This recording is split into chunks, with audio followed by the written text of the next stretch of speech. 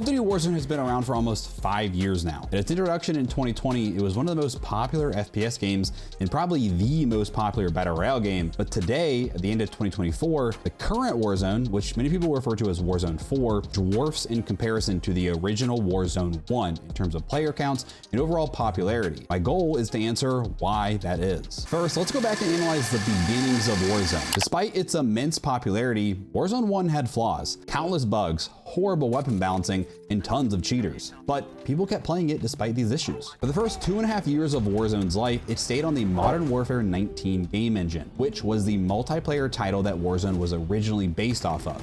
And core mechanics like gunplay and movement felt like a one-to-one match to MW19. During this 2.5-year span, Call of Duty released 2 other multiplayer titles, Black Ops Cold War and Vanguard. However, Warzone still stayed on the MW19 engine, and only the guns and some map changes were integrated into Warzone to match the multiplayer games. Otherwise, the gunplay and movement systems continued to match MW19. But all that changed in 2022 when Activision and Call of Duty decided to update Warzone's game engine to match the new Modern Warfare 2 and introduce Warzone 2. And many people refer to this critical decision as the moment that Warzone started to go downhill. Warzone 2 felt absolutely nothing like Warzone 1 from a core mechanic standpoint of the gunplay and movement. The gunplay went from an arcade shooter to a milsim. Every gun had significant amounts of visual recoil like muzzle flash, screen shake, smoke effects, and more. The movement was drastically slowed down. Everything from sprint speeds, reload times, the ability to play and run, canceling animations like sliding, and anything else movement related was dramatically slower. Let's also not forget how rough the integration was in terms of bugs, crashes, and the game being straight up not playable for the first few weeks to months for many players. Things did get better as the year went on, but the game never recovered to even the worst of Warzone 1 standards. Then Modern Warfare 3 released in 2023. Again, Warzone updated to match the feel of MW3 with a new engine. The movement changes that people were so frustrated with was mostly corrected for and was more similar to MW19. Slide canceling was back, and overall movement speeds and animations were closer to the MW19 engine, but gunplay still had lots of visual recoil, gun sway, and more realistic effects similar to MW2, and unlike that arcade feel of Warzone 1. And again, the Warzone 3 integration had its share of new bugs and crashes that took the first several months to be mostly worked out. Overall, interest in Warzone 3 was better than Warzone 2 though, but still not quite Warzone 1 levels. Currently, it's the end of 2024, and Warzone just updated to the new Black Ops 6 engine to match its gunplay and movement. Black Ops 6 has been advertised from Call of Duty as the most fluid movement system ever with its new Omni movement. And Omni movement does allow for some incredible plays that highly skilled players can really do some cool stuff with, yet it's also simple enough that casual players can enjoy it too. Problem is, despite Omni movement having so much potential, many of the other base movement mechanics are incredibly slow and even clunky, the opposite of fluid. I first realized this when I came across a video from Exo Ghost on X. In this video, it compares basic animations like crouching, proning, and jumping. And it's easy to tell that Modern Warfare 19 Warzone 1 was dramatically faster in these regards. I quote tweeted this video, or quote posted, which led to Matt Scrontz, the associate director developer of Treyarch, to reply. He said that having fast crouching and prone speeds can lead to the problem of snaking. For those that don't know, snaking is where you repeatedly prone behind cover and peek above it to get shots off on an enemy. The problem with snaking is that if done fast enough, your first-person POV desyncs from your third-person POV that the enemy sees. And basically, you can shoot enemies, but the enemy can't see you. So with that in mind, I understand why you'd want to prevent snaking. However, making these basic movements feel so slow in order to prevent a mechanic that probably only maybe the top 2% of players can even efficiently perform seems strange, because now basic movements like crouching and proning that 100% of the player base uses feels clunky and slow. Matt continued on stating that he is not a fan of spamming jump during combat, and that this is why the aim sway and bobbing of your sights take place to essentially combat this and make it hard to jump and shoot at the same time. Now, I strongly dislike that it seems like he's using his own personal feelings towards a major mechanic change in Call of Duty when jumping and shooting has been around since the dawn of Call of Duty, and never back then was there a bunch of this aim sway and bobbing to prevent you to be able to see what you're shooting at. This change negatively affects all players, but especially mouse and keyboard players, which have practically been shunned away from the game since Warzone 2 due to the simple fact that current game mechanics make it very hard to see what you're shooting at. And controller players at least have aim assists to help keep them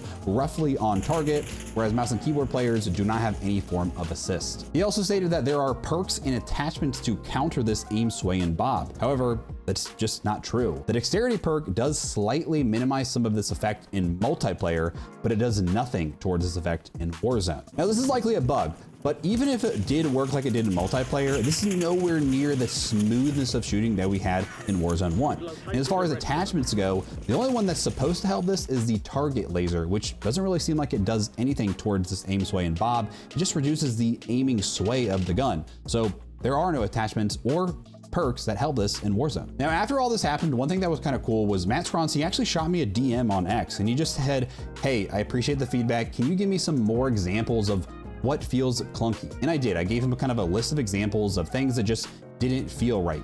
The overall list of how to kind of concise this is that in Black Ops 6 Warzone and Black Ops 6 in general, you have to complete an animation until another animation can start. Whereas in Warzone 1 and MW19, you could, near the end of that animation, you could start another animation, and things were just a lot more snappy and felt more responsive. Now, obviously there's more to Warzone than just the movement, and arguably the gunplay, or how guns feel when shooting them, is even more important than movement. So to compare this, I've put a side-by-side of a fully kitted Warzone 1 gun, the Growl, with a 3x BLK scope, which was kind of the meta optic at the time, compared to a fully kitted Model L with also a 3x zoom scope. Now, both of these guns are respectively considered low recoil, but as you can see, there is a significant amount more visual recoil and recoil itself in reticle shake of the Black Ops 6 Model L. Model L also feels like it has much more random recoil, and if you shoot over and over, each recoil pattern never quite feels the same as the last. We can also compare this with a lower 1x zoom optic as well, and you can see a similar result. Now, beyond just recoil, there's other reasons why guns subjectively just felt better in Warzone 1 compared to now. First, there's bullet velocity. Many of the top long-range options in Warzone 1 had a bullet velocity well over 1,300 meters per second. Whereas currently, most guns are about 1,000 meters per second. There are a few exceptions to this, but on average, Black Ops 6 guns, you have to lead your bullets much more, and slower bullet travel times leads to a feeling of more inconsistency in your gunfights. To make matters worse, Warzone treats bullet velocity in a very weird manner, but it's done this since the beginning. All guns have a distance that their bullets are hit scan, meaning the bullets hit the target the moment it is fired up until that range. Basically, the game says if you're gonna hit the target within the first 50 milliseconds of firing, it's hit scan. But beyond that, it'll take into account the full travel time. So for example, the meta XM4 build in Warzone 4 with a bullet velocity of 1,080 meters per second is gonna be hit scan up until 54 meters. But as soon as you get to 55 meters and beyond, you now have to consider its full travel time. So when players cross the threshold from 54 to 55 meters, all of a sudden, you have to start leading your shots much more, and this makes fights in these ranges feel horrible. And to make matters worse, since the average bullet velocity is much slower in Black Ops 6 Warzone, this range is much closer, and it means more of your gunfights are gonna end up having this weird drop-off where we have to consider this change from hit scan to full travel time. The bullet velocity issue also plays into server issues. Warzone has always been 20 Hertz tick rate servers. This simply means that the server refreshes 20 times per second or every 50 milliseconds, whereas multiplayer is actually a much faster tick rate at 60 Hertz. But Warzone 1 has always been on 20 Hertz servers, so this hasn't changed. Yet the consistency in gunfights feels like a coin toss each time, and hit registration feels much worse now. Sometimes your bullets feel consistent, other times you're getting those ghost bullets, or you'll be several feet behind a wall that you're still getting shot at by an enemy.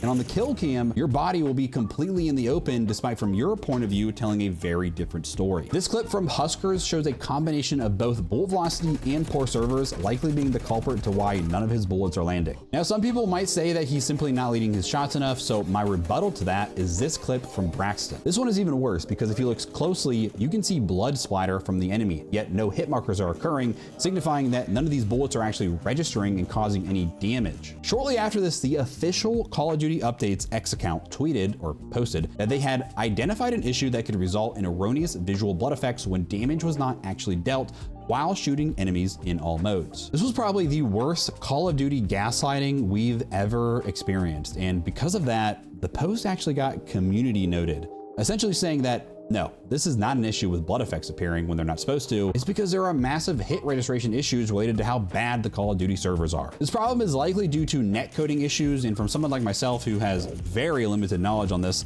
here's how I would explain it. For online multiplayer games, there is the server and the client. The client is the system that you're playing your game on, your PC or your Xbox or PlayStation. In this clip, Braxton, the client side, so his PC, is predicting that his bullets should be landing on the enemy, which triggers blood splatter. However, the server side, which reads other clients, is not lining up, and there's a desync between these two communicating. Knowing the reason to why this desync happens is hard to say, but one possible answer is that the server tries to provide lag compensation for players with higher latency or higher ping, essentially punishing players with good connections to meet the level of bad connections from other players. It's possible that this is made even worse because the server has to consider old generation consoles like PS4 and Xbox One, whereas many other players are now on new gen consoles, which are essentially the equivalent to a PC, or people on actual PCs, which likely have much lower overall latency, better connections due to having newer hardware. Now, I might be completely wrong on this, and this is not my area of expertise, but it's kind of just a theory of mine. Another excellent demonstration of this was done by Freund, I think I'm pronouncing that correctly, who intentionally made himself lag and showed how he was clearly shooting enemies, producing blood splatter, but the lag prevented the bullets from ever registering and actually causing damage. Now, there's plenty of other issues currently in the game, like horribly inconsistent footstep audio, and audio that sounds echoey, and certain sounds being far too loud, and other streaks and things being too quiet, like loot boxes not making any noise. Weapon leveling is also absurdly slow, especially if you don't own the Black Ops 6 multiplayer. Now, someone like myself who literally plays this game for a living, I'm still nowhere near having most of my guns max level. So imagine the casual player, who's someone that just boots up and plays for maybe a few hours a week. They are never going to have their guns leveled up to use the best possible attachments and then compete in skill-based matched lobbies. Then there's the maps. We're on the same Battle Royale map as the previous year, Urzikstan, which hasn't been super well received in general, although we do have Verdansk on the horizon for early 2025 to be confirmed. The new Area 99 Resurgence map has been pretty poorly received in general, and Rebirth is still here, which although many people do like Rebirth for Resurgence, it's the same map we've been on for nearly the entire lifespan of Warzone. So essentially, we have no new maps that the majority of the player base actually enjoy. Then there's cheating. Cheaters and hackers have always been an issue in Warzone since crossplay was introduced in 2019 with Warzone 1. The current state of Call of Duty, especially ranked modes, it's on levels possibly past peak Verdansk cheating, when it was nearly every game you ran into a cheater. The frustrating part now, though, is that Ricochet, Call of Duty's anti-cheat, has been out for several years and seems to be making zero progress towards combating cheaters. And to make matters even worse, there's a massive issue with false shadow bans, where legit players are getting temporarily banned for weeks at a time, often repeatedly being stuck in a shadow ban loop. And the honest truth is that the only way to get out of this loop is to hopefully get connected to someone at Activision who can clear your account, which unfortunately is typically only reserved to the largest streamers and content creators. Even some of the top placing World Series of Warzone competitors like Omik Enkyo and Dongi have been both stuck in shadowban loops since the beginning of Warzone 4, despite them placing very highly at a LAN event hosted by Activision themselves. Despite all these issues, we haven't even covered the hundreds of random bugs that there are in the game. My new favorite term coined by Hunter TV is Random Royale, since that's what Warzone feels like, because you never know what random bug you're gonna get when you play. Life was like a box of chocolates. You never know what you're gonna get. You've got loadouts that keep resetting, the inability to change blueprint attachments, all of your settings just completely resetting to default, moments where you can't even use your guns and you're just stuck with your fist, parachuting off ladders, can't use buy stations or buy certain items, can't call in certain streaks, or not even being able to play the game unless you prestige. And that's just like a few that I listed off the top of my head. There are legitimately hundreds of different bugs in the game. It's a combination of these many things that has made Warzone 4 possibly the worst integration of Warzone so far, and subsequently driving away its core fans, especially with other games doing such great things like Fortnite breaking its all-time concurrent player count 7 years after its release, and other new FPS games like Delta Force and more on the horizon. So how do we fix Warzone? Well, Obviously, fixing the previously mentioned things would be a great start, but ultimately, I believe the long-term fix is to separate Warzone from multiplayer. With there being a new Call of Duty multiplayer releasing each year, Warzone is forced to update each year as well. The problem with this is that each multiplayer title often gets about 3 to 4 years of development time by one of the main 3 multiplayer studios, Infinity Ward, Treyarch, and Sledgehammer. However, Warzone, they only get about 6 to 9 months of development time for that new Warzone by Raven Software, who is the dev studio in charge of Warzone. So essentially, Raven gets a very small amount of time to make that year's multiplayer game work and function in the upcoming Warzone. And there's just simply not enough time for them to get ready, leading them to spending the first few months just trying to fix the game instead of adding on to it. But if Warzone was its own separate game that wasn't forced to update every year, kind of like how Warzone 1 was, where it was the same game relatively for 3 years, we wouldn't have to deal with such major bugs year after year. Now, the one problem to that is, let's say this year when Omni Movement comes out, which most people have liked a lot. If Warzone didn't get Omni Movement and multiplayer did, there'd be issues. But with all that said though, we're just gonna have to wait and see. And hopefully the devs make quick work and can fix these issues ASAP before too many people give up hope and leave. For myself, I'm certainly not ready to give up and quit on Warzone, although this is a very scary time for myself and my family because this is what I do for a living and it's how I pay my bills. I'm very tempted to dabble in some other games such as Fortnite in the meantime, but yeah, I'm a bit scared of the future. I mean, if things do get bad enough, I can always go back to working as a registered nurse, which is what I did before YouTube and streaming. I recently actually just got certified as a personal trainer because I kind of have a passion for fitness and whatnot. So I could pivot and hey, maybe we make a fitness channel and I focus more on personal training, but it's hard to say. And like I said, I'm not ready to give up yet. Not ready to do anything drastic, and I'm just really hopeful that things get better soon, but it is very scary because this is the all-time low of interest in Warzone content since Warzone has been a thing. So let me know what you guys think in the comments. If I missed anything, we'd love to hear your guys' opinion. We will see you in the next one.